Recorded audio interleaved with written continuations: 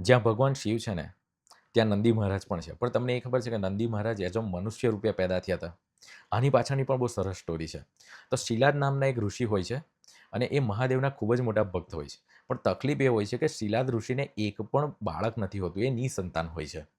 તો એ મહાદેવનું તપ કરે છે અને જ્યારે મહાદેવ પ્રસન્ન થાય છે ને, ત્યારે એમની પાસે એક બાળકનું વરદાન માગે છે અને મહાદેવ એનો તથાસ્તુ પણ કહે છે.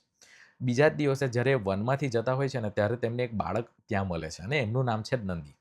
નંદી ડે વનથી જ ભગવાન શિવની અંદર ખૂબ જ આસ્થા રાખે છે.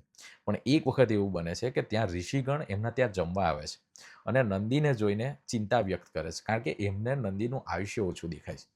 અને આ જ વસ્તુના લીધે શિલાદ ઋષિને પણ ખૂબ જ દુઃખ થાય છે, કારણ કે એમના બાળકનું આયુષ્ય ઓછું કીધું હોય છે.